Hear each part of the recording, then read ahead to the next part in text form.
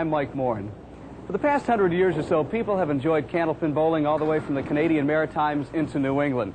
Of course, bowling itself goes back thousands of years to the time of the Egyptians.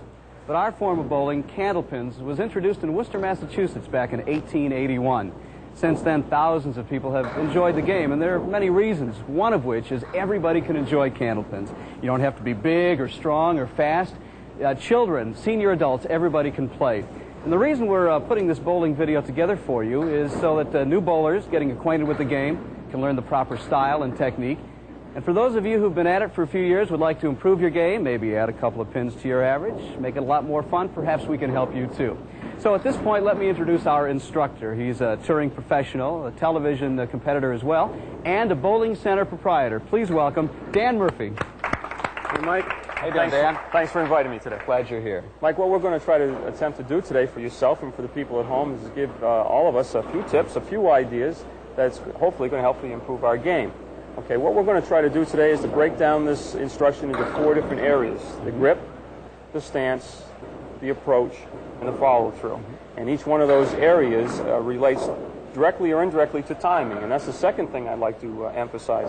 Timing is everything in the game of candlepin bowling. Hopefully what we're going to accomplish today is to get everyone to be consistent from the time they pick the ball up off the rack until the time they deliver toward the target. All right, so we start with picking up the ball, I would guess. Exactly. We'll go right into the grip, Mike. Any safety features so I don't get my fingers mangled? Well, that's a good point, Mike. What I'd like to have you do is thumb on one side of the ball and fingers on the other. And for you people at home who have youngsters that are going to be involved in this game, it's a very good thing for them to start to practice, because I've seen some nasty accidents with those balls coming back in the ball return. Okay, a couple of things to watch in the grip. You notice the space between Mike's palm of his hand and the ball. Okay, there should be a space there. That space, of course, the size of the space depends on the size of your hand. But what this enables us to do is to keep a fingertip control of the ball, which we need. We don't want the ball sitting in the palm of our hands. Notice the thumb and index finger of Mike's hand. It's at a 45-degree angle or thereabouts. And also the other 4 fingers spread evenly across the ball. All right, so I guess I don't really want to squeeze the ball or grip it. It's just a nice, light, relaxed position. Okay, we want a firm grip on the ball, but not too tight. Okay. Okay, let's go right into the stance then, Mike. Okay? What I want you to do is to stand in the middle of the approach.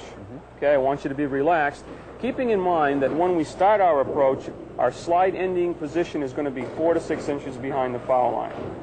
Okay? All right. I want you facing the target in a relaxed position.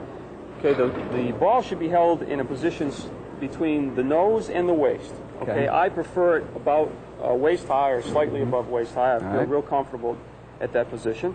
Okay, the foot, I like to stagger the left foot in front of the right. However, a lot of people have both feet together, which is perfectly all right. No real big difference, is there? No, there's no advantage or disadvantage to that. It's, again, personal preference.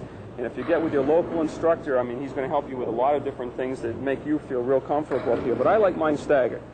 Okay?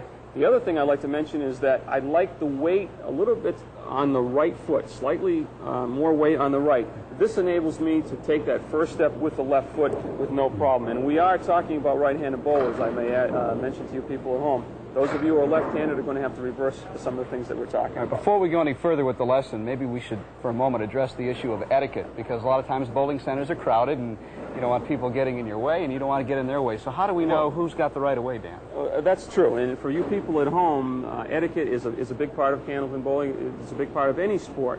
And what I'd like to emphasize today is the fact that the bowler on the right usually has the right of way. Now, I say that if I'm the bowler on the right and I'm up ready to make my approach, but all of a sudden I want to take another second or two, I should step back, indicate this to both bowler on my right and my left, so if they're ready to go, they can proceed with their approach. The second thing, and I know this is indicative of everyone, is that when I get a nice game going, I seem to get a little extra body English, extra body motion. Okay, I want to confine that to the width of my length, so I'm not disturbing the bowlers to the right and the left. And one other technique that I personally use, that I want to look and see where the bowler on my right starts on the approach, as well as the bowler on the left. If those bowlers are on that particular spot or close to that spot, then I should take the few extra seconds and let them proceed, because they're almost ready to go. Okay, just common courtesy. We all enjoy the game that much more. That's right. All right, back to the center of the lane and the footwork. Okay, we're going to now talk about the basic 3-step approach. Now, some of you use 3, some of you use 4. I've seen people use 5. Okay, my philosophy here is to keep it to a 3-step approach, because there's less chance of us making a timing error because we're taking less movement. We're using less movement to get to the foul line. Okay, Mike, we're going to start or talk about the three-step approach. And for the right-handed bowler, it's a simple three-step approach of left, right, and left. But what I'm going to do is break down those 3 steps, keeping in mind that after I get the approach down and we talk about it, I would like a fluid motion continuous as soon as I start my approach. But for the sake of the video, we're going to break it down, show you a couple techniques, a couple things to look for as far as timing. All right. Okay, I got my feet staggered. The position of the ball is just above waist. The first step is the push-away step. Okay, it's with the left foot, and at the same time, as you can see, I'm starting now to bend at my knees and at my waist.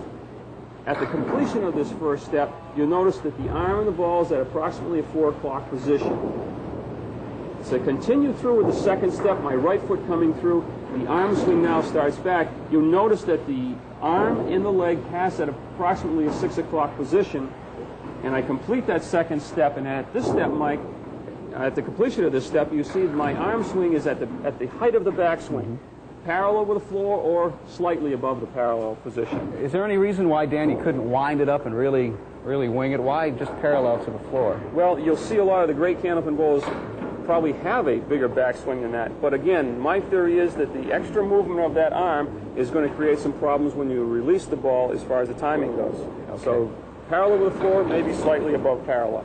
Okay, I'm into that second step. Now the third step, or the slide, I'm going to reach the foot and the arm reach at approximately the same time at the foul line.